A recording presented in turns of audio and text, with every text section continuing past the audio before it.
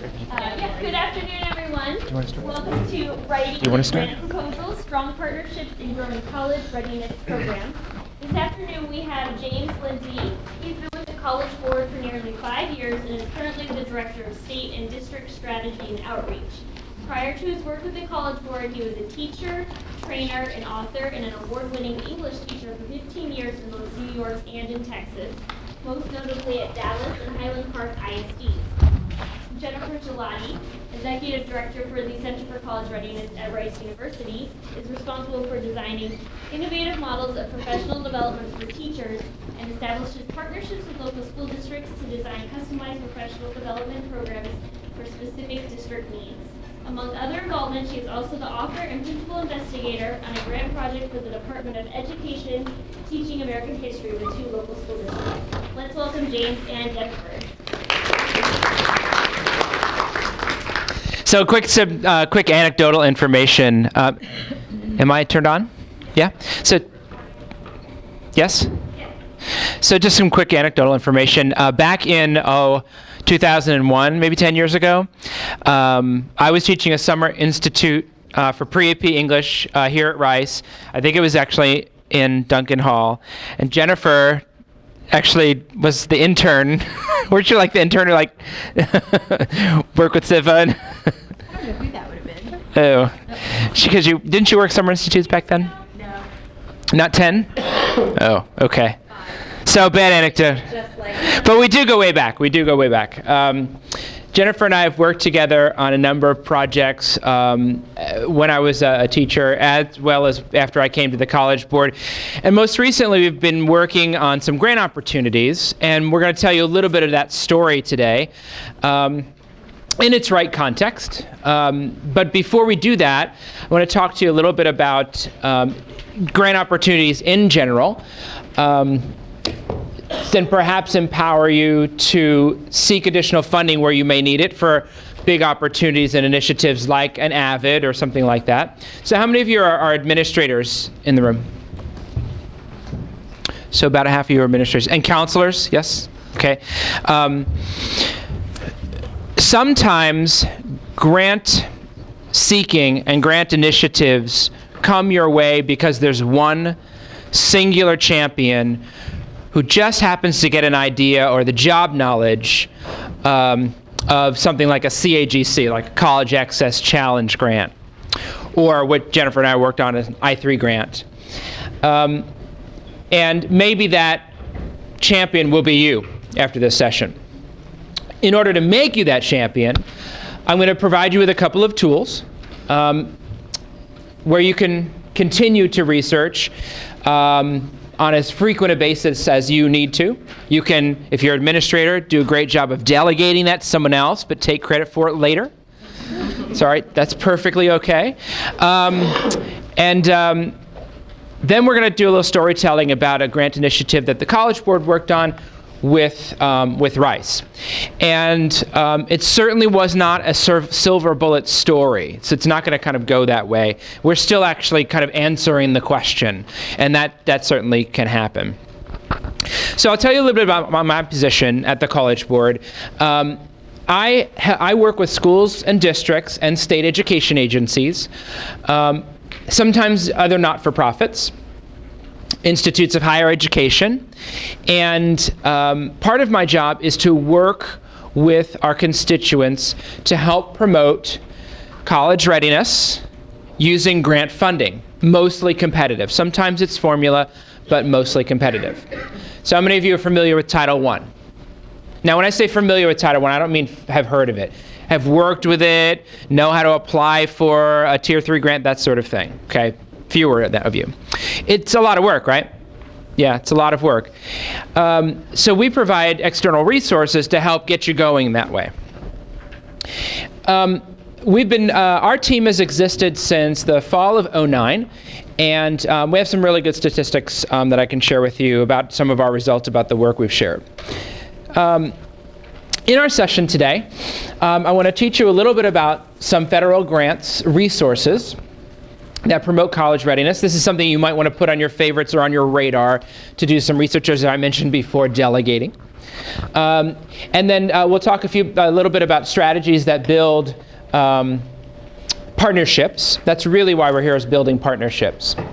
As we're talking, you'll get the anecdote of College Board Rice University and many school districts, some of which you actually come from. But you should be thinking about what external partners you require in order to meet goals. And I'm talking about not just your goals that you see for your school, but strategic goals that are actually written. And we'll talk about why that's important shortly. These are popular grant streams that I work because they connect very well to College Board programs. So before I go any further, let me just define College Board programs for you. Obviously, advanced placement is going to be a key indicator because the words advanced placement actually are threaded into the language of some of these grants. So it makes it very convenient if you're looking to grow an AP program, but you need some money to do it for incentives, whatever you need. These are some streams that do that. Title 1A is the biggest bucket that we can draw from, and it is a formula fund. I also part of my job is to track these funds and see what the trends are doing. Like last week I read an article that there was a super committee that did not come to a conclusion, but one of their conclusions could have been that Title I was actually going to get cut by about $1 billion for FY13. I'm not saying that's going to happen, just saying that it was a discussion in a super committee that didn't end up going anywhere. Title IIA is used a lot for College Board professional development. So if you have workshops come in and things like that, a lot of times districts around here will use Title IIA funds for that. Some of the competitive ones, now the Math Science Partnerships, the CAGC grants, those are state education agency grants. You don't personally apply for a College Access Challenge grant. You are named as a site for a state grant. So TEA would actually apply for that, but name you as a site. There is a person at TEA who does manage a College Access Challenge grant. If that's something that maybe you want to investigate, I would suggest going to ed.gov, searching out CAGC grants, seeing what they're a little bit about. And you could probably click on a resource that says who won in the last round. TEA will be named, and they'll have a contact person for you. Some things to do. Okay, state grants that I worked, like last week I got called to work a Texas literacy grant. That was from a Title I stream for some Springboard. That's another College Board program. AP Advanced Placement Incentive Program, that's a very popular grant because of the title. People really look to that grant to fund and grow their AP programs. The good news about that is that there actually is a federal grant to support AP programs. The bad news about that is it is at high risk right now. I can get into that a little bit later. Gear Up. I worked 16, 20 Gear Up grants in the last round, and we won 6. Just me. Just the ones that I worked. And we have a team of 5, but collectively we won about 22 of them. I3, Investing in Innovation, is the one that Jennifer worked it. I just gave you stuff. I was just your errand boy on that one. That was an easy one for me. You made it so easy for me. So some resources. So where would I go to find and learn a little bit about resources that can help my school, my district? Well, the College Board has developed an actual working website that you can search within the College Board website. You can Google it, College Board Grants. This is what you'll find. I did put the URL for you. And it's a very extensive page. It's actually going to get updated in the next 24 hours. I just added all the federal formula streams so you can learn more about that. What it's designed to do is to point out federal funding streams that are good fits for growing college readiness programs, rather than having you call through ed.gov or call through grants.gov and things like this. You'll end up with Department of Defense things, and they're not the right fits for you. This is a little more focused. So these are competitive streams that we've worked and won a lot, and there's some explanations of them at the bottom. So that would be the first resource I would share with you. My contact information is actually on the back of one of your handouts, but it's actually here on this website as well, where it says the Outreach Team. Do you see the tab at the top that says Outreach Team? That's where you'll see all of the directors of outreach across the country, and that's how you can get in touch with me.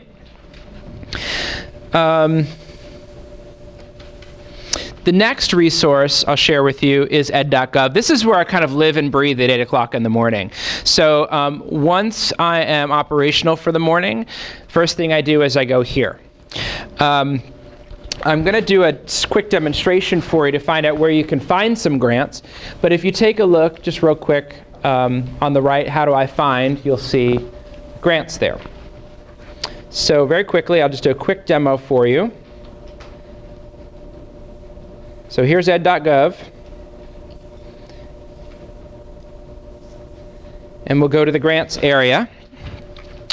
And what's interesting about ed.gov is that it really demystifies a lot of perceptions that you may have about working with the federal government.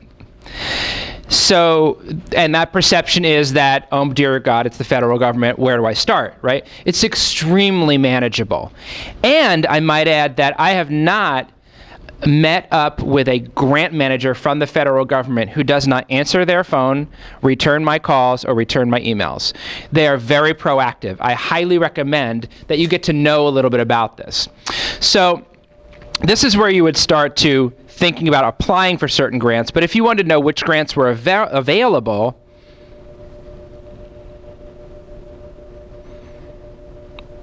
there's a couple of ways you can do that.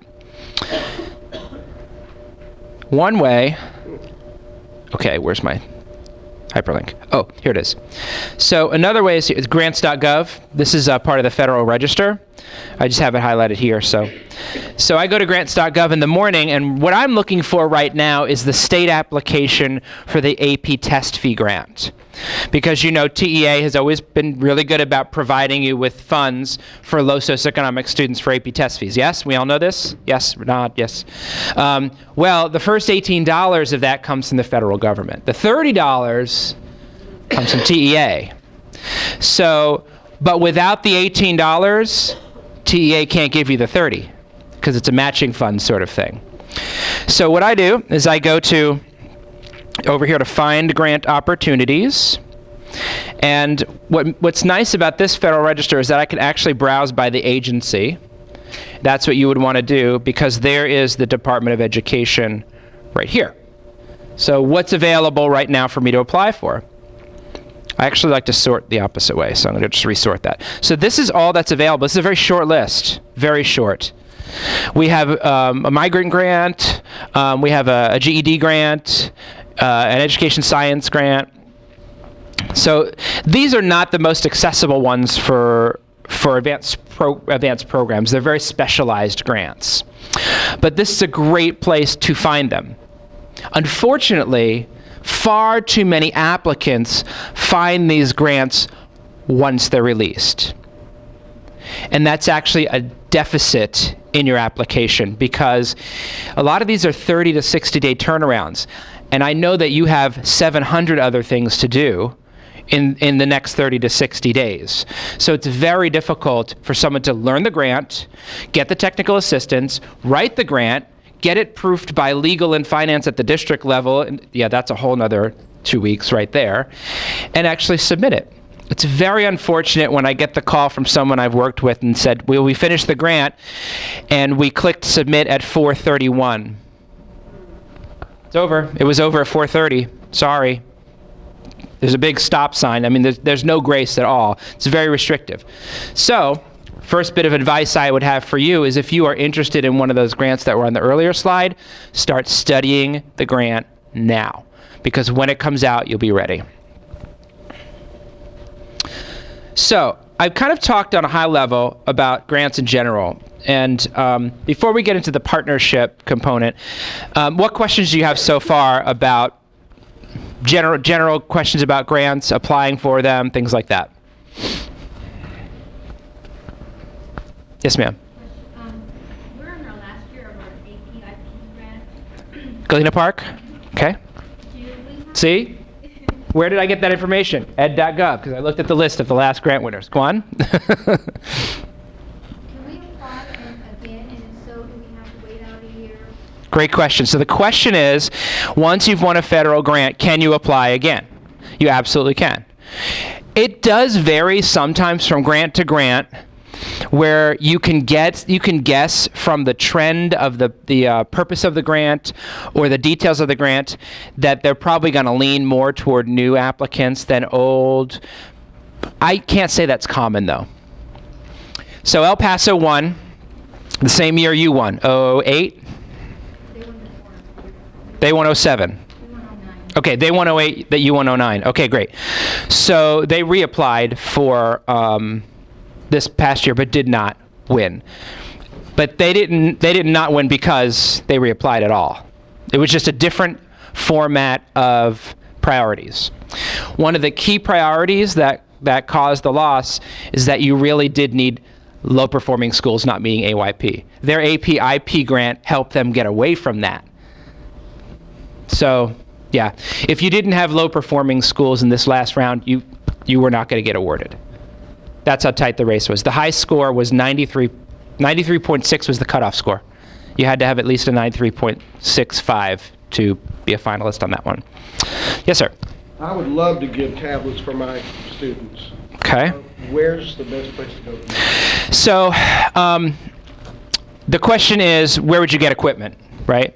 The grants that we work, because, we kind of talk, our work is large scale sort of readiness, rigor sort of things on the College Board. Our grants that we work tend not to be technology-driven grants.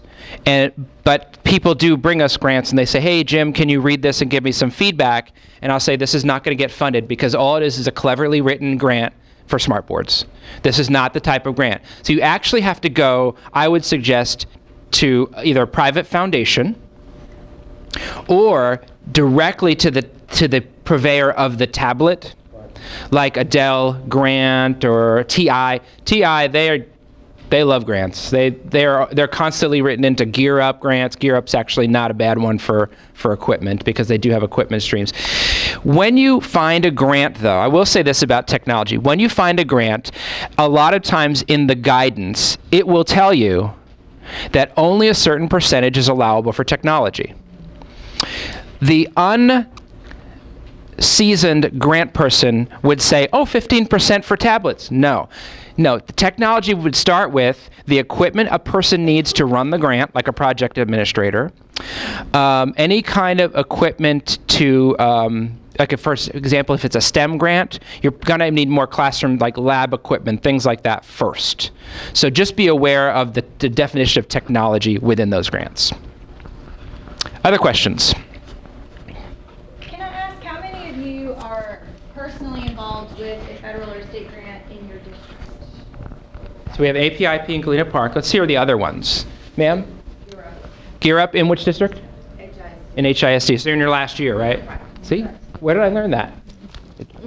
Yes, ma'am. Tips. This is a good one. They did have a teacher incentive fund. There's a race going. There's an application out now for teacher incentive fund too. But TIPS, it's the state grant. You're talking about the state grant, right? Yeah, for Title I. Okay. What other ones? We're the ones that TEA named us. Uh-huh. So it's the CRIMS, College Readiness. College Readiness Initiative for Middle School Students, yep. That's a delicious grant right there. It's extremely generous, and it was really well rolled out, but because of the rifts at TEA, the staff for it got compressed, so it's been very, very tough. But Kristen's doing a great job managing at the state level. Kristen Reynolds is your, she's fantastic, yeah. So we worked with the CRIMS grant as well. I don't care for that acronym, unfortunately, because it's like one letter away from crimes. Other questions? Yes, ma'am. Where would you go to find the state grant? TEA website. Now, in the TEA website, there is a grants area, and I usually save that as a favorite, but they also have, on a lot of those pages, they have buttons that you can do to join the listservs. Like a lot of it, you're probably on the APIB listserv that Debbie sends out, things like that. Join the listservs for them, because then you'll be the first to hear about it. There's right now is the Texas Literacy Grant that they just finished up, the application part. Along those lines, though, Jim was mentioning this earlier.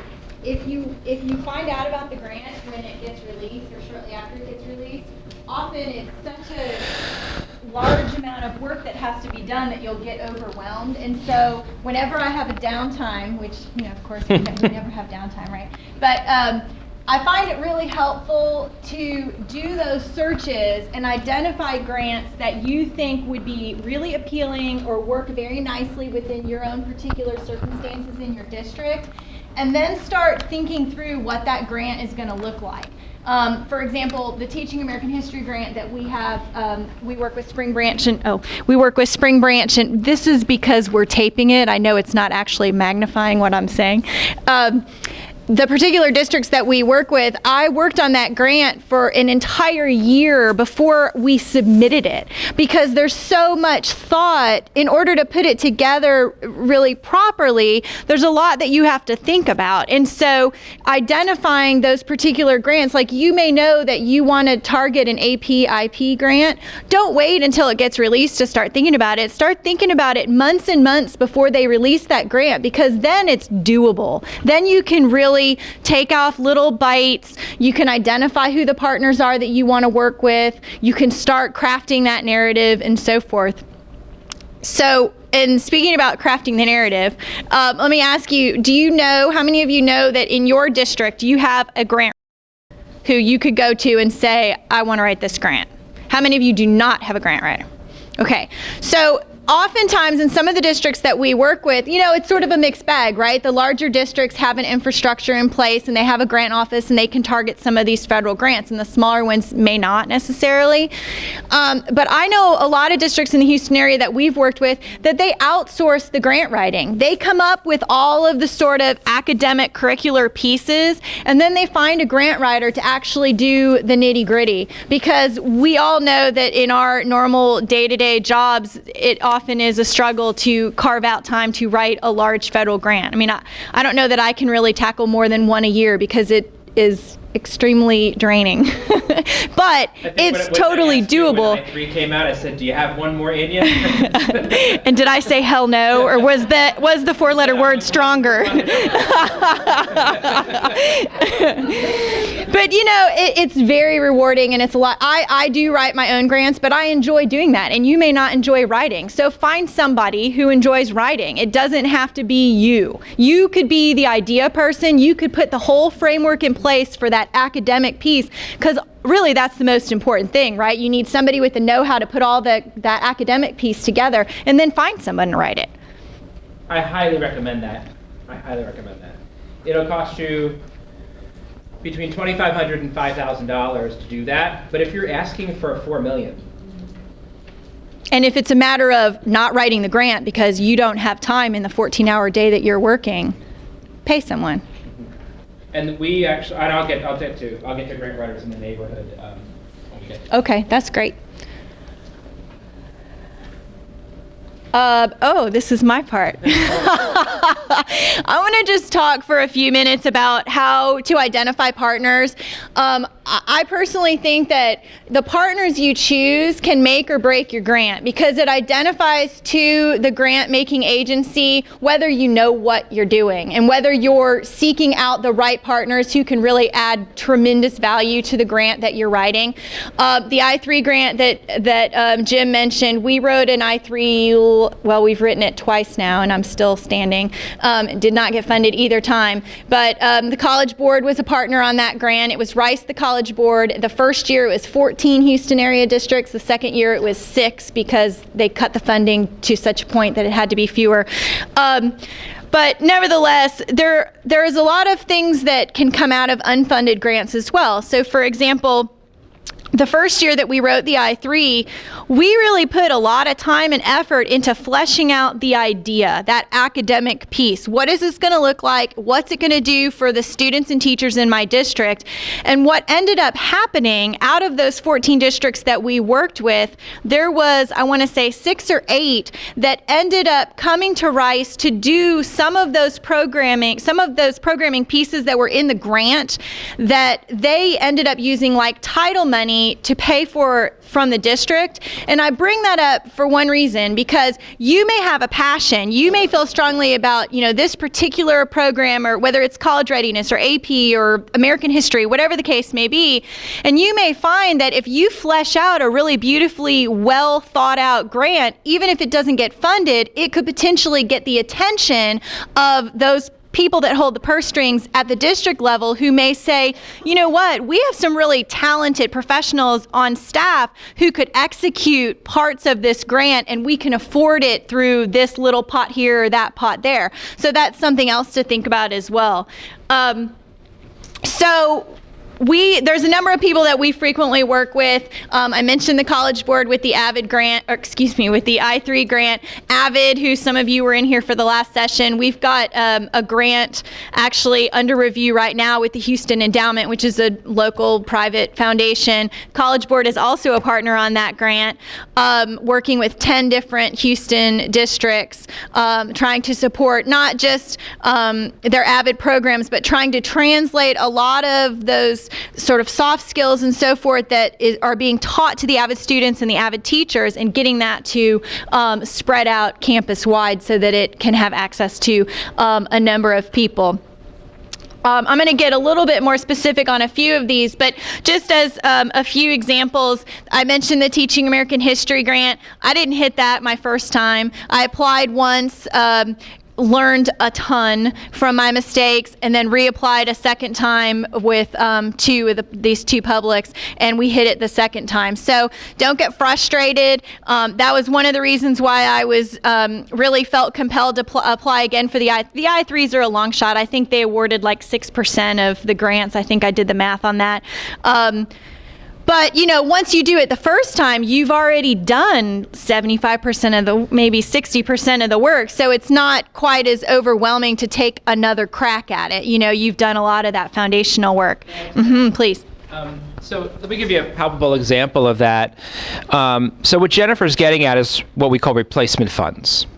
So if you're going to apply for that AP-IP, Helen, right? If you're going to apply for that AP-IP again and you don't win it, what you have is a plan. You have an articulated plan. When Jennifer talked about getting the attention of someone who has the money, the first thing they're going to ask you is, what's your plan? And you're going to say, well, I know all about this brain research, and I love and Avid is such a good... That's not a plan. Those are best practices. What's your plan? So we'll talk about the components of the grant, but let me tell you this this particular story. So I met with the grant manager, the AP-IP grant manager at the DOE last month, and she used Riverside, California as her example. So in 2000, Riverside applied for AP-IP, and they didn't get it. And what happens is you get reviewer comments. You usually have 3 reviewers on a federal level. And you get the reviewer comments, and they score you in each of the categories, and you get 3 separate, it's like having 3 separate graders of your research paper. They usually come within a point or 6 or so. The knowledge that they received, Jennifer talked a little bit about this, the knowledge that received from the peer reviewers gave them enough information to find their gaps, which were slight. They were slight gaps, so they can clean up some of those questions, reapply, and not only did Riverside win the AP-IP grant the next year, they got the highest score. And that's really the journey of a lot of times of a federal application. So that's just a little I anecdote. would totally agree with that. My history grant was the same way. I applied the first time, I got those reviewer notes, and I pretty much like memorized every word in all three of them to see exactly where are the weaknesses and just nailed all of those places. So that, not to say that you shouldn't give it your all your first time, but just you shouldn't be frustrated if you don't get it the first time, because the beauty of the federal grants is you're going to get all sorts of fantastic feedback to go and take a crack at it again. So I think it's definitely worth doing. Let's go ahead and, so the history grant, I want to talk particularly about this one in the sense of partners. How do you identify partners? I will tell you that the history grant is something that comes out of the district. So basically I approached the districts and said, let's do this together. I'll write the grant, you submit it, because it has to come from the districts. But what I did was, and you can do this for, I think, pretty much every federal grant, you can go to the website and you can read the abstract of all the successful past grants, right? So for the American History Grant, I went and read like 3 to 5 years worth of past successful grants in Texas and outside of Texas. And through that process, I identified, who are the partners that are recurring throughout a number of these grants, because the reviewers, they know, of course people know the College Board or they know Rice, but there are some other partners that you might not know about who start to appear over and over again in particular grants, and you're going to realize that there's some expertise there and that they can lend themselves and add weight to your grant. So I think that's a good way, depending on the kind of grant that you're applying for, that's a really good way to identify some potential partners, and also to identify the specific practices within that grant. And of course, it's easier when you have a grant that has been going on for years. The history grant's been going on for like 10 years. So you can look and see what is the framework that the feds tend to like, the cohorts and that sort of thing. And then you can start, picking best practices and modeling what you want to do out of some of that you're seeing in there. So the Abbott Partnership, I'll just talk real briefly about that. I mentioned before that it is currently under review by a private foundation. But again, here's an example of two very like-minded nonprofits. We got together with Kathy Arno and started brainstorming what this might look like. And then it became really clear that we needed to approach Jim and talk about the College Board being a part of that process, because so much of it was geared around college readiness and that sort of thing. So I was hoping I'd have good news for you today, because we thought it was going to be reviewed at the November board meeting, but we learned it's going to be end of January. So how many of you are in districts that are part of this grant? Do you have Avid in your district? I guess you're part of the grant. All 10 of the Houston Avid districts are part of this particular grant. And this is another example of replacement funds. So the Riverside, California example I used was APIP unfunded and then won APIP. This was an I3 grant that went unfunded, but we didn't go the route of another federal stream. We actually, Jennifer decided it was better to go a foundation stream. So that's another way you can look at your unfunded applications and look for replacement funds. Absolutely. Okay. Yeah, go ahead. Well, we just started Abbott. What district are you in? This is the first I've heard of this. Are you in what district? Challenger. Yeah, you're on the grant. We are. Yeah. Okay. You guys got in just under the wire. Yeah. Great. Okay. Okay, and then the Gear Up, and I think you're probably going to talk a little bit more detail about Gear Up later, or not so much. Certainly, the Gear Up grants, I guess they just got awarded maybe in August, but this is a particularly good one related to college readiness. I know Jim has expressed that about 80% of the grants are now being awarded to higher eds that are working with districts. Is that a correct statement? Higher eds in the funding stream, or the fiscal agents. Yeah, so Rice had been a partner on, I guess, 3 different Gear Ups this summer that districts were submitting. None of those districts were successful with their Gear Ups, but it's something to think about down the road. I think, we may consider going ahead and trying to do it as our own higher ed grant, because it seems to be that is that's what the feds are sort of leaning towards now, more so. Europe is really, it's the love child of the U.S. DOE. It's so extremely well funded. Yeah. $338 million pot. The tricky part about the Gear Ups is it's 100% match. So if you get $2 million from the feds, you got to scrape up $2 million of your own to throw in. So it adds a little That's the part that I'm having trouble. Yeah, Jim, help. Can you provide a 200% in kind?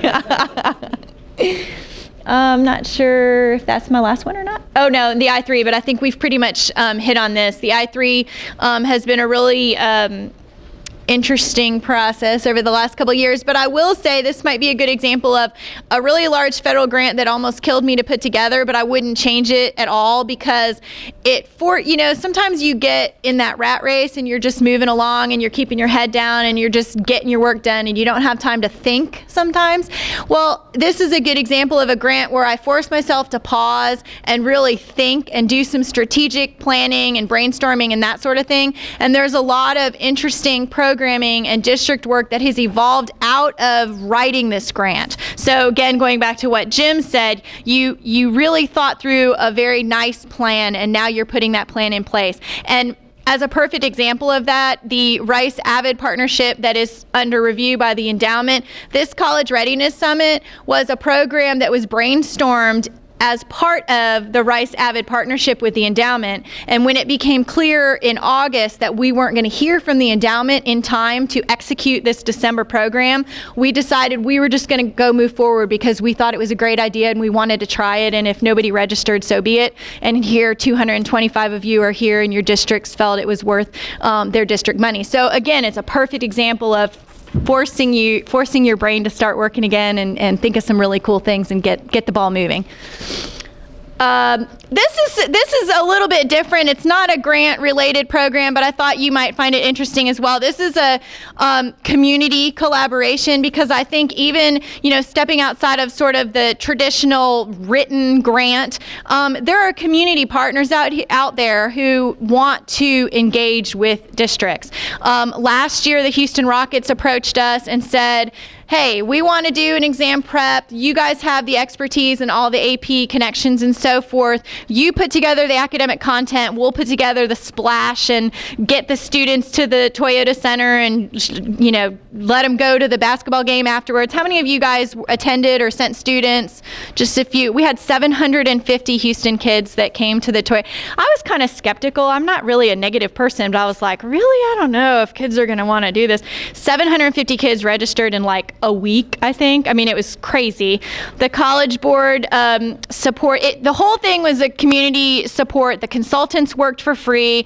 Rice ended up I forget we took care of the consultants. The College Board took care of the t-shirts. The Rockets took care of the pizza. They got some of it donated and they paid for the rest of it. For $15, the kids came, spent the whole day, did an exam prep, and then went to the Rockets game that evening. Really fun, a really cool way to tie something very fun and splashy to academic learning and AP.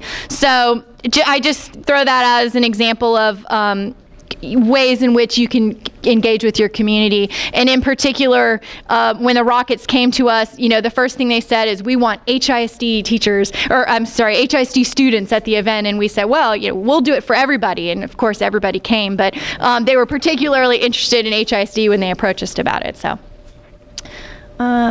okay, back to Jim. Do you have any follow-up questions? What follow-up questions do you have for Jennifer before we move on? Going back to the Rockets event, Uh-huh. which you already set the date, our district did participate. Our students absolutely loved it. Yeah. Our district paid for every student to go. We had 100 slots. When will the information be available so we can begin?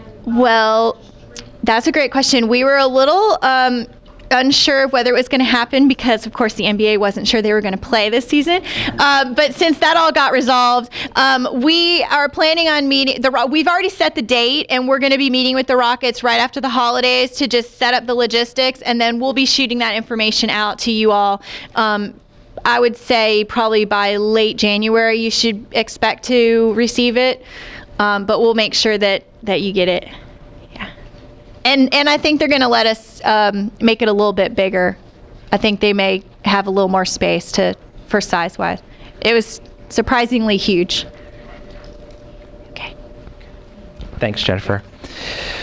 So I want to get a little more granular with you about what the College Board does and what some of your other partners you would want to ask them to do if you were going to move forward and apply for a grant. This is what we do with our constituents, and we are a not-for-profit membership-based organization. So for our members, all of your districts and your schools are members, we provide this where it's needed. And it depends on the grant, based on what the need is. Gear Up grants did not require letters of support. They required OMB forms. So I did about 3 million of those. So that's fine. But IP grants did allow for letters of support. So I customized letters of support for all of our partners. That's a very small, simple thing to do. But you have to do some planning ahead of time for sure. Sometimes when we read a guidance, like an I-3 guidance, we get the sense that there are certain targeted areas that are going to be awarded that your district doesn't meet. But we know you all of your districts, and we know that there might be another district that we also work with that could be paired with you very nicely to fulfill that need. Great example of that would be a grant like an I-3 grant that gave an extra bonus point for rural districts. And the way you define rural is not the way the federal government defines rural. It's very different. But one thing that we found is that our constituents who were asking us to work on I-3 not only didn't know who was working in those rural districts, but they didn't know where to access the list of rural districts on the federal level, because they were asking like, for example, Santa Fe. Santa Fe is not a rural district. It is to you, but it's not on the federal list. And it changes every year. Oh, we're going to work at this district. Well, they were on the list last year. Now they're not, and that kind of thing. So we kind of keep up with those trends. Technical assistance. This is what I need you to do if you're really interested in moving forward with considering, applying for a grant. This is what I need you to do. I need you to go back to our website, the collegeboard.com/grants website, around January, February, that sort of thing, or shoot me an email and say, keep me in the loop, that sort of thing. What we're going to do is we're going to develop a series of webinars that are going to break down the components of grant applications, and we're actually going to do focused webinars just on that component. We found that our technical assistance on all the components at once were good, but they were very high level, and they weren't getting to the folks who really needed the true meat of what to do. So we're going to do one on the need for the project. We're going to do one on management plans. We're going to do one on adequacy of resources. I mean, I have like 10 pages of notes of what you can do just to prove your adequacy of resources. But an I-3 grant, you only have like 2 pages to say it. So we have some best practices to share with you. So we're going to start publishing those webinars this winter. Grant toolkits. So in a grant toolkit, what's typical is what we'll do is we'll deconstruct the entire guidance, and then we'll basically create a template and say, okay, need for the project, you need to say these 10 things. If you don't say these 10 things, you're not getting funded. In the management plan, you need to do these things, do these things. And they're really great checklist reminders. We also do samples of budget narratives and things like that. And every constituent has a favorite, that's different. I finally got someone who said, I loved your budget narrative. No one's ever said to me, I love your budget narrative, but someone actually really found it very useful.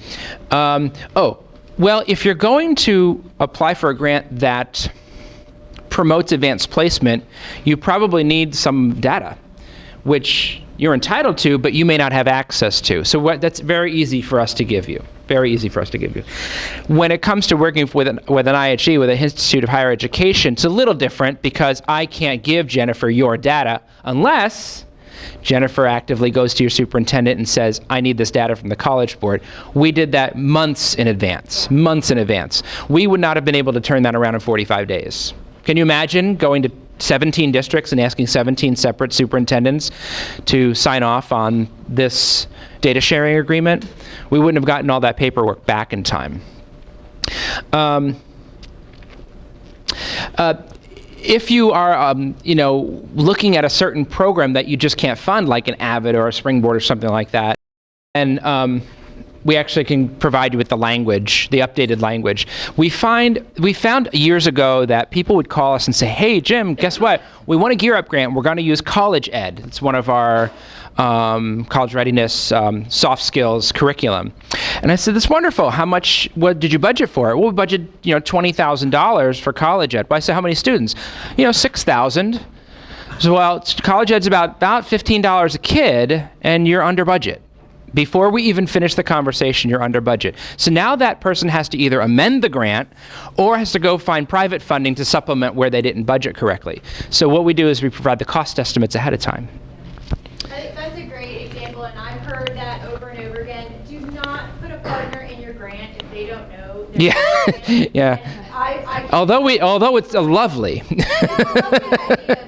It's better if we know. Sometimes I've heard that where people will get a grant funded and then they go to their partner and they're so far out of the budget ballpark, it's not even funny. And then where are you, right? Mm-hmm. So. Yep. It's an uncomfortable conversation. Application review and feedback. Okay, so for our constituents, one of the things we provide, if you need this, is you can actually send us your grant and we'll actually review it for you. Sometimes we find that someone will, like a Title I coordinator will call on me and say, I'm new, there's no file on this, and all I know is we have an application, I don't know where the peer review is. So I'll do a complimentary peer review and give you a score and give you some ideas, things like that. But even bigger than that, this is going to be a tough year, folks, for grant funding. So if you look at this one-pager that we've got here, it's very text-heavy, but it's very important. Something very important is going to happen early next week. Legislation is actually going to come together and decide whether or not AP test fee grants are going to get funded. If AP IP is going to get funded. This document highlights Chicago Public Schools, El Paso, and San Diego Unified, 3 winners of 3 separate AP IP grants with very different results, all very good results. This is going to your legislators to lobby for that funding. So we can get very granular and talk about budgets, or we can get very broad and talk about government policy. That's the broad stroke that our team is able to do. I'm very excited about this piece. It seems like a very simple one-pager, but this may seal the deal. It may seal the deal. If you can read the El Paso one, it's pretty impressive. I talked about an in-kind, yeah. So the College Board's really good with in-kind because fee waivers. I mean, we'll give you, for low SES juniors, 1,000 fee waivers for PSAT is $13,000 is $13,000. So that's pretty good. But every grant's different. Gear Up said, nope, no fee waivers, they don't count. So we had to get very creative with in-kind services, doing things like in-kind presentations and things like that. We got there. Is that my last slide, or I have one more? Oh, before we close, though, I will point to this handout. It's another new funding brochure. This is the second thing I need you to do. If you are not the person who develops grants in your district or is in charge of that, or we'll be asking about that soon because a lot of competitive streams might be limited, give them this brochure and share with them that the College Board does offer resources. My contact information is on the back. And it does get into both competitive and formula streams as well. It's a very nice, I like to call this a school board. School boards like pictures, maps, and charts, right? So this is a good charted one that tells you ones that we work and what College Board programs fit. My contact information is here. I can't win your grant tomorrow, but I'm sure there's a piece or a part that at some point you might want to call on me for. And feel free to do that. Final questions before we close. Who wants the extra books? See, this is where sitting in the front really pays off. Thank you very much for sharing your time with us. I hope it was worth yours. Thank you, guys.